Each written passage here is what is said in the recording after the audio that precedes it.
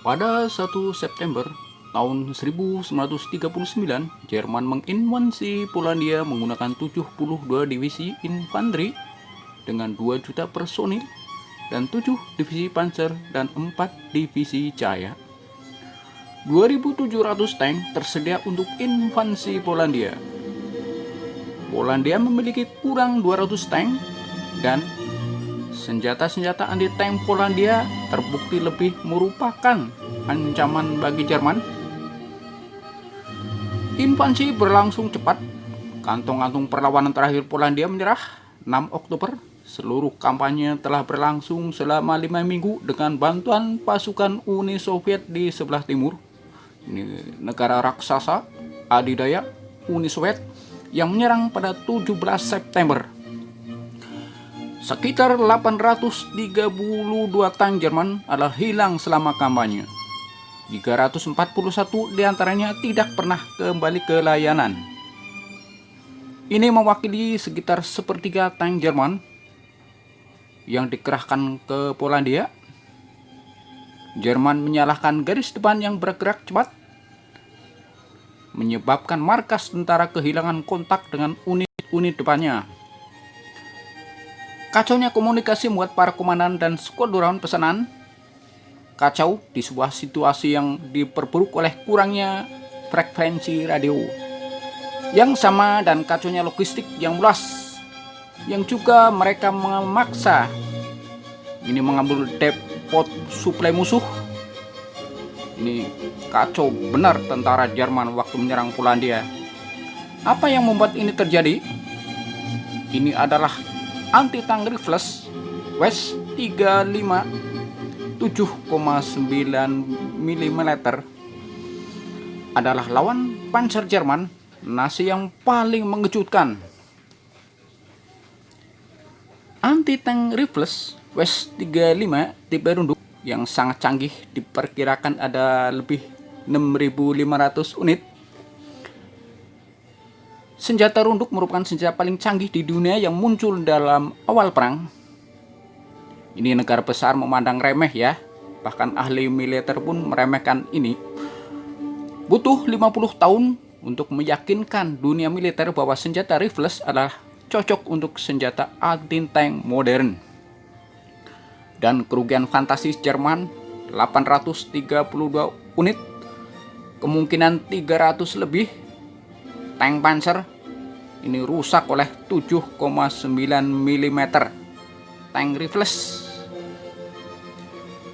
Senjata ini punya bobot ringan hanya 10 kg. Ini memudahkan bergerak dari segala bidang kecepatan dan proyektil sangat superior 1260 km per jam.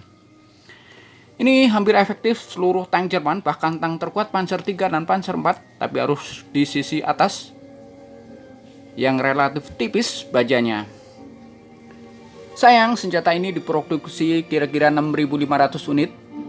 Ini kemampuan produksi industri Polandia memang minim, ya maklum negara ini masih agraris dibandingkan Jerman yang industrinya relatif besar.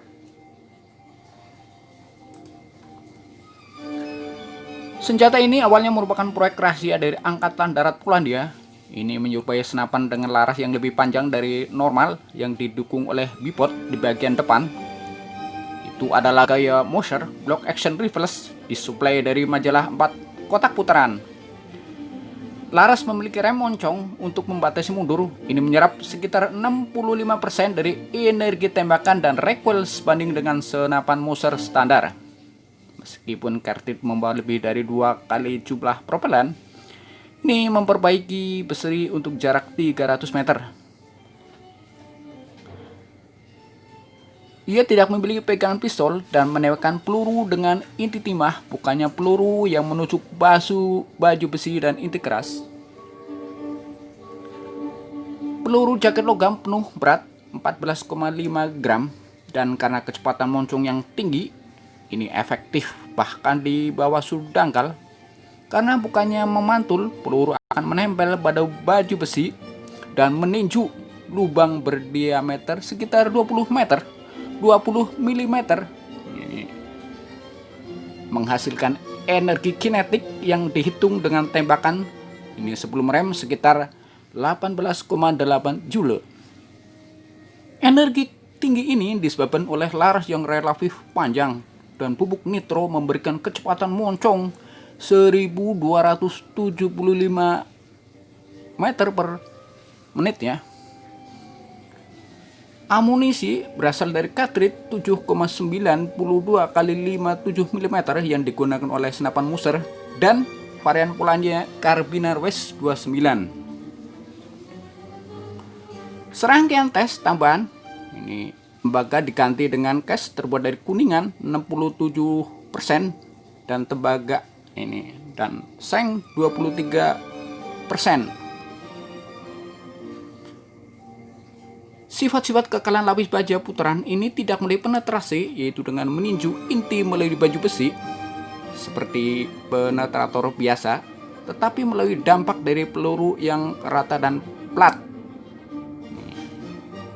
Mentransfer energi kinetik ke logam. Ini hasilnya adalah bahwa peluru akan menyebabkan spelling pada bagian dalam plat baja. Ini mengeluarkan sekitar 20 mm potongan dan permukaan bagian dari armor dengan kecepatan yang sangat tinggi. Ini bisa membunuh kru. Ini. Kemudian anti tank tangguh lainnya yaitu Bofors 37 mm. Ini anti tank gun angkatan darat Polandia memiliki 1200 unit, adalah senjata kuat dari Swedia. Namun masalah keuangan Polandia yang menyedihkan hanya mampu membeli 1200 unit saja. Senjata ini sebenarnya mirip standar Jerman yaitu anti-tank 36 yaitu 37 mm. Namun kinerja bobor 37 mm lebih superior yang mempunyai kecepatan proyektil cukup bagus yaitu 880 km per jam dibandingkan Jerman yang hanya 780 km. Berat proyektil juga lebih bagus, lebih kuat. Bofors 0,7,4 kg dengan Jerman hanya 0,8 kg. Sedangkan bobot relatif seimbang, ya kira-kira 350 kg. Senjata bobor ini digunakan aktif selama invasi Jerman dan Soviet selama Polandia pada tahun 1939. Ini efektif, yaitu Panzer I, Panzer II, dan Panzer III semuanya efektif, bahkan Panzer IV juga efektif.